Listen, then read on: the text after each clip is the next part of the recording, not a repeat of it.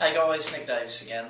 Just a short video to tell you how you can support yourself. I talk about support networks and how you can support yourself with surrounding yourself with inspirational people, nurturing people, and friends and family that you can obviously talk to and will listen to you and help you and guide you. And also it's a professional network, people like myself, obviously, if you want to invest in yourself to use that service.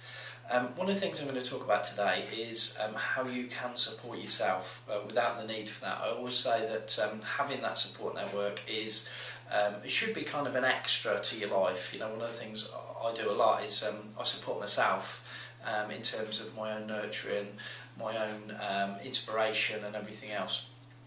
You can do that in a number of ways. I mean, one of the things I do is I read lots of inspiring books. I read lots and lots of books about my psychotherapy, psychology, neuro-linguistic programming, self-help books, anything to do with motivation. Also, I read a lot of biographies, autobiographies about successful people.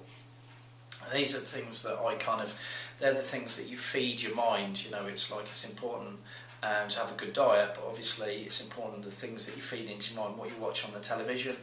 I don't watch the news, I don't read newspapers. You know, people say to me, oh, did you hear about this, that and that? Honestly, most of the time I don't really know, because it doesn't interest me, and the problem with the news is 95% of it is negativity, and it's going to leave you feeling down and stuff like this.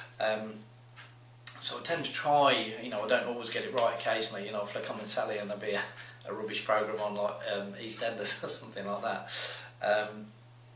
But what I tend to do is I try and get inspirational like DVDs, audio products. I listen to lots of hypnotherapy audio products. I mean, if that's something you guys want to do, I've got a whole set of audio CDs that you can listen to. But today I'm just going to give you a coaching session on how you can support yourself.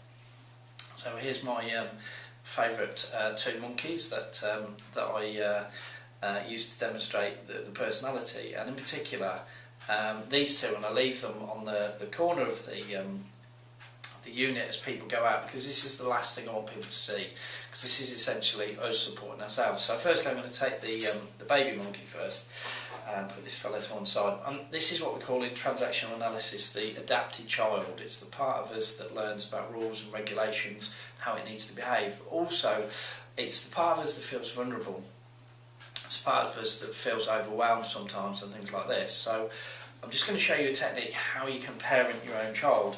This, incidentally, is the bigger monkey, which I call the nurturing parent, and that's why it's perfect that the nurturing parent is nurturing the adapted child, because this is how we should be. We should be nurturing our own fears, our own insecurities. So I'm just going to show you quickly how to do this yourself. So let's just say, for example, I felt this the other day. I was overwhelmed with work and lots and lots of different things. Lots of work done on my house, and spinning lots and lots of plates in the air. And there's a part of me that felt really, really overwhelmed, and it kind of got to me where I thought, how am I going to cope with all this? And I found myself slipping into adapted child and feeling really overwhelmed. So one of the things, the first thing I did was I talked to a few of my colleagues and a few of my friends and just explained how I felt, so they would know, explained all the people I was working with, that I wasn't sort of feeling 100%. So, and just by saying that actually made me feel a lot better. So it was just basically preempting things, so that if you tell people that you're stressed, you're anxious or whatever before you get to the extreme levels, then people will actually cut you some slack and treat you differently. But if you try and hide those feelings, generally you tend to find people are very they won't be very kind to you, or they won't be very understanding. So it's important to address those things first. Bear in mind, not everybody's going to be sympathetic, but I like to be who I am and show my vulnerabilities to people, so that if they then choose to trample all over those, then I know what kind of person I'm dealing with. 90% of the population, perhaps more than that, are pretty good with this kind of stuff. So what you do is you acknowledge the way you feel. So I was feeling it here. I was kind of anxious feeling overwhelmed, and then kind of feeling quite small. So one of the things that you can do is, when you understand the sort of smaller monkeys and the bigger nurturing monkey, the adapted child, is the way to do it is to just push that feeling and imagine pushing it in front of you as if it's a small child. And what you'll tend to find is that child will have an age, and it will regress you back to a time in your childhood when you felt overwhelmed or when you felt anxious or whatever else. So what you can do is just imagine pushing those feelings, then those insecurities and negative feelings out of you, and popping it just right on your lap. And then what happens, if you remember the times when you've nurtured people, so I'm remembering all the times when, I've loved people, my family, my friends, when I've cared for people and empathised with people in work.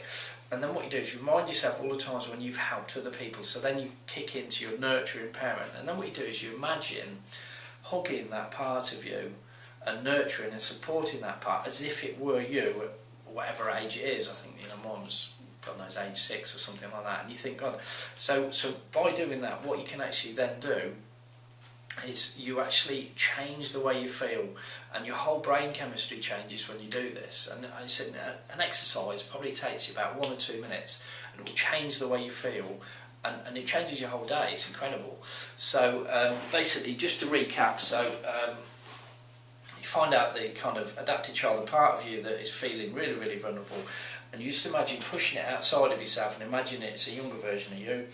And then you remember the nurturing side of your personality. Imagine all the times where you've done things for other people, and what you tend to find with people who do feel like this a lot is that they've got a very strong nurturing part of them, but will nurture everybody else but not themselves. So then what you do is you imagine popping it on your lap, and then your nurturing part nurturing it, and you don't have to do it in the way I described it. If some of those words you think are a bit too vulnerable or whatever, use whatever words you want. Some people might just, the kid might be there, there might be a friendly punch on the shoulders, and everything's going to be alright.